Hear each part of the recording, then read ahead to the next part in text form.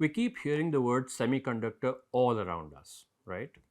Business leaders, heads of state, manufacturing companies, even our friends and family, everyone's talking about them. Have you ever seen a semiconductor? Chances are that many of you haven't. Because these microchips or even nanochips are largely invisible engines driving the electronics train of the world. Smartphones, TVs, computers, ACs, our cars, equipment in healthcare, defense, transport, space, you name it, and it has a semiconductor. At the same time, there are other technical components in these devices that many of us haven't even heard, seen, or talked about much. So, why the big deal just about semiconductors? In today's episode of Everybody's Business, we'll try to answer this question and contextualize the significance of semiconductors in the larger scheme of things. We'll also look at a bit of history of these chips, the Indian government's latest moves in this sector, the global scenario and leading players, and the road ahead. But first, let me start with the bare basics. What is a semiconductor? Before I answer this question, I'd like to say that this is a very complex and technical topic. For the benefit of our viewers, I'll try to simplify it as much as possible, and I may even end up oversimplifying some technical bits. And for that, I apologize in advance. I'm sure many of you who are watching are deep subject experts, and I'll appreciate all the feedback that comes my way. So, coming back to the question, what is a semiconductor? We know that a conductor, for instance a metal, allows the easy flow of electrical current, and that an insulator like glass or plastic blocks this flow. A semiconductor, as the name suggests, lies somewhere in the middle. Semiconductors can conduct electricity under certain conditions, conditions like the application of current, heat, light, etc. And this unique property makes it an ideal material to conduct electricity in a controlled manner. This level of control is not possible in a pure conductor. Now, semiconductors can exist in both a pure form, which is called intrinsic, and impure form, which is called extrinsic. In common practice, almost all semiconductor devices use impure semiconductors. And how are the impurities added? This is done by a process called doping. In this process, small amounts of impurities are added to cause big changes in the conductivity of the material. And the two types of doped semiconductors are N-type, where there is an excess of electrons, and P-type, where there are holes where an electron could exist. Now, to put it a little too simply, these two systems help the flow of current. If we talk about the structure of a semiconductor chip, just think of your favorite layered sandwich. At the bottom sits the base, which is typically, not always, typically a silicon wafer. A silicon wafer is a thin slice of crystal semiconductor that is circular in shape. Then there are tiny areas that are treated with special chemicals in the doping process. This makes some parts carry negative charge and others carry positive charge. We've discussed N-type and P-type already.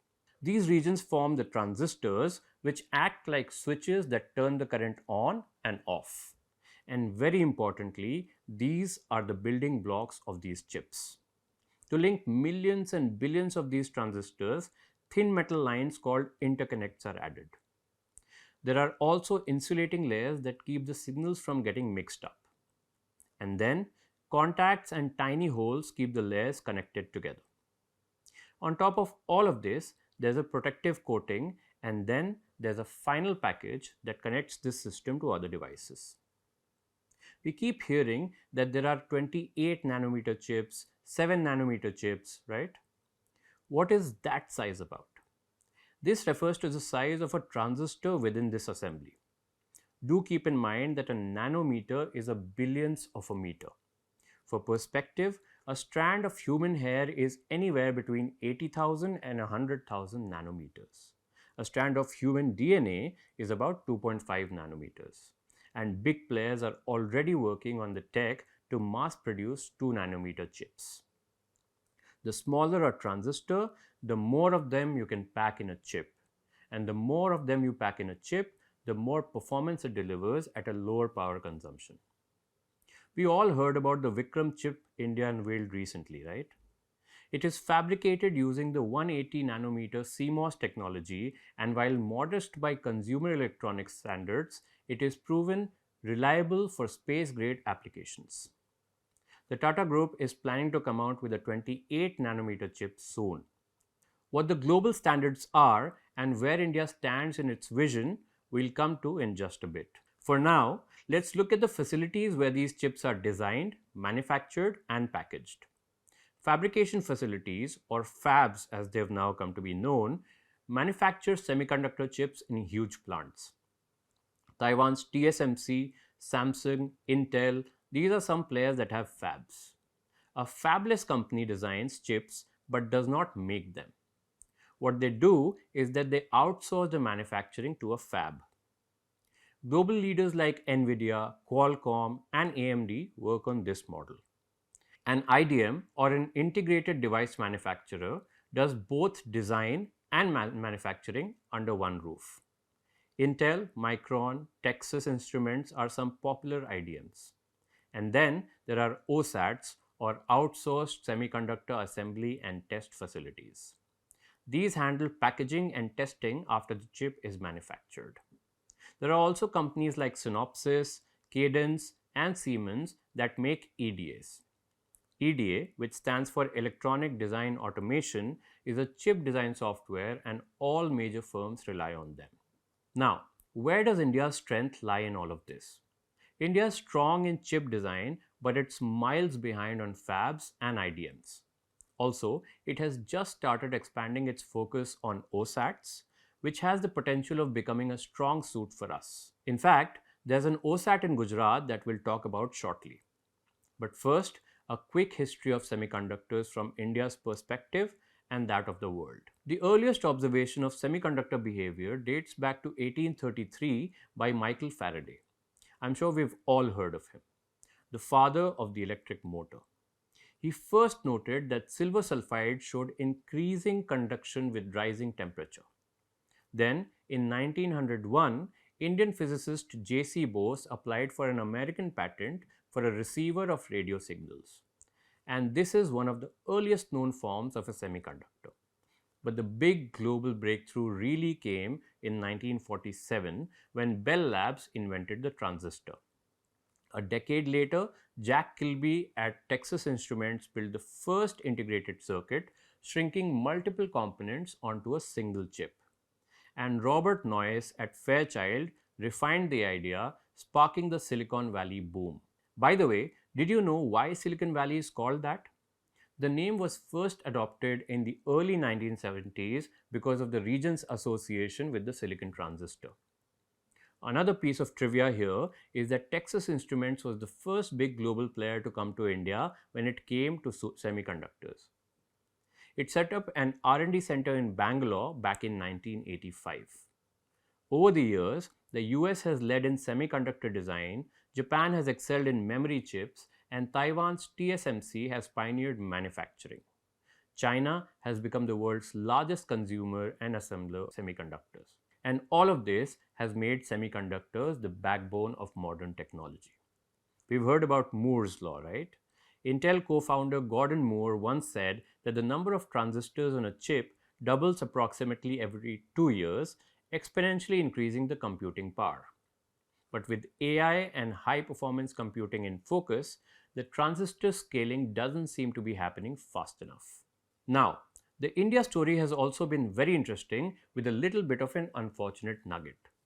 It is said that in the 1960s, right at the beginning of the Silicon Revolution, Fairchild Semiconductor considered building a fab unit in India.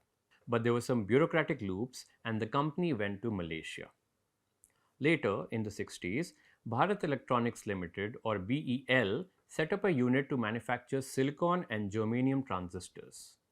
But units like this soon shut down because cheaper integrated circuits from Taiwan, China, and South Korea hit the market. But India's semiconductor ambitions truly began with the Semiconductor Complex Limited, or SCL. And this is where the story turns a little tragic. By 1984, SCL was producing 5,000 nanometer chips, and soon it advanced to the 800 nanometer technology. Just imagine this was the 1980s, a good 4 decades back. But in 1989, a massive fire gutted the complex, and it took more than a decade for it to even begin to come back up. Today, Mohali's SCL makes chips on older nodes mainly for strategic, defense, and space applications. But the government is in the process of upgrading this facility. When Texas Instruments came to India in 1985, it sort of sparked India's journey as a chip design hub. Through the 1990s and 2000s, companies like Intel, AMD, and Qualcomm set up centers for this very purpose. As one of the key faces in the Indian semiconductor sector, Raja Manikam says there's a little bit of an Indian in every chip. But we all know that in terms of manufacturing or fabricating these chips, India is lagging way behind. Manufacturing chips is very capital intensive and costs billions of dollars, something that can happen only at the government's level or with its support. Just to give you an example, in 2015, the overall chip industry average for spending on R&D was 45% of the earnings before interest and taxes. And by 2024, this figure was estimated to be 52%. But that is not to say that the Indian government is not making strong efforts. In 2021, it launched the $10 billion India Semiconductor Mission, or ISM. Recent approvals under this mission include a fab by the Tata Group and Micron's packaging facility in Gujarat, among others. The government says that of the 76,000 crore rupee PLI scheme, nearly 65,000 crore has already been committed. India has held 4 editions of its semiconductor and electronics show called Semicon India, and it was at Semicon India 2025 just last week that PM Modi held the Vikram chip in his hands. The first fully indigenous 32-bit microprocessor has been developed by ISRO and SCL.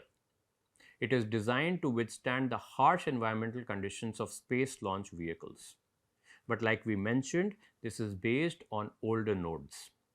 The government says that the first made in India modern chip will be rolled out by a company named CG Semi. It will be made at an end-to-end outsourced semiconductor assembly and test facility in Gujarat's Sanand. This is expected to happen within the next 3 months, according to government officials. So far, 23 chip design projects have been sanctioned to support startups and innovators.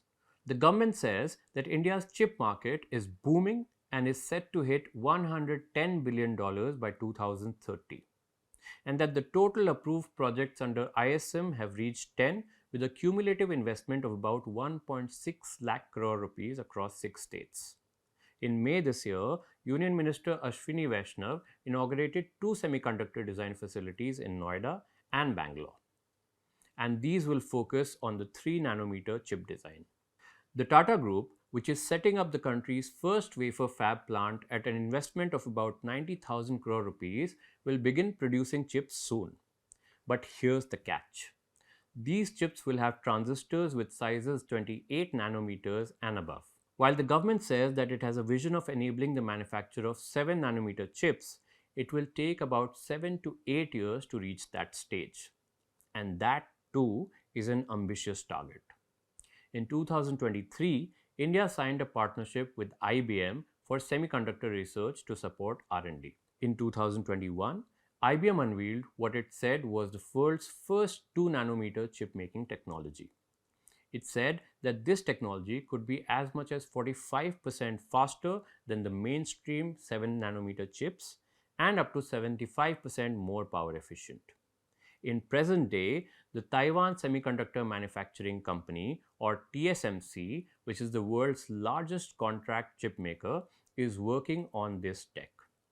In fact, it recently dismissed several employees for allegedly trying to steal details of TSMC's 2 nanometer chip. The most advanced chip technology yet, which could see mass production in just a few months, is also being pursued by Samsung, Intel, and Japan's Rapidus, which is a consortium that includes Sony, Toyota, and NEC, among others. IBM also recently partnered with the Japanese consortium. So, while India has made crucial moves, The reality is that there's a long way to go in terms of the tech, infra, and expertise. And who is it up against? Let's look at the global players.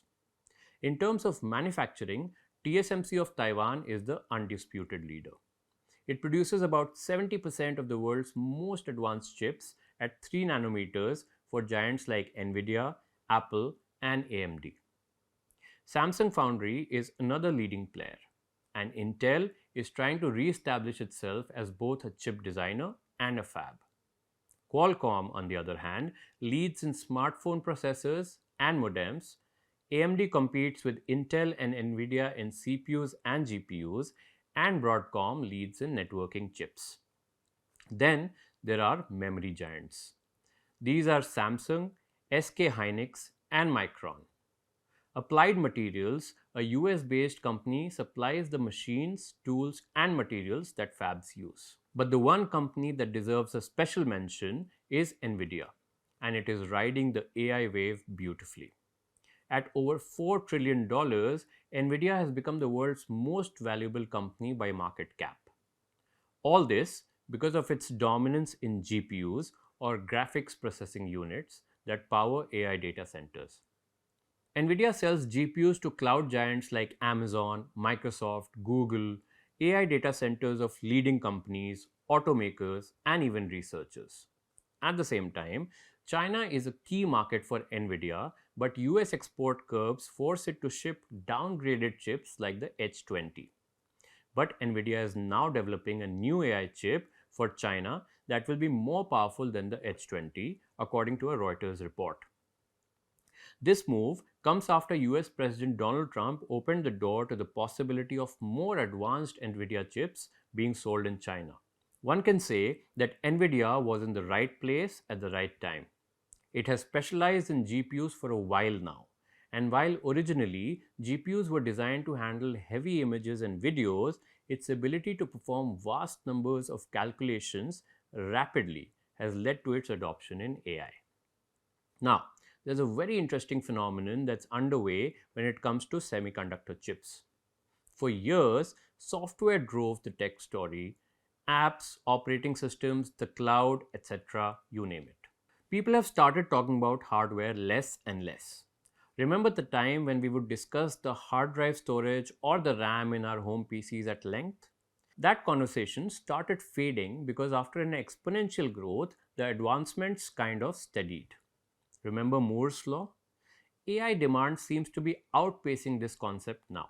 With the massive AI boom, 5G, and other high performance computing, sheer hardware processing power is back in focus. And that makes GPUs, memory, and fabs strategic again. I hope you liked the video. On that note, ThePrint is bringing you something else that you might like. We have launched a new collection of our merchandise. This is the True North mug, a daily reminder that facts are the ultimate guide in our lives. Each design in our merch is inspired by the Print's journalism. And when you shop from the Print store, you also support our journalism of impact. Check out this mug and more at theprintstore.in.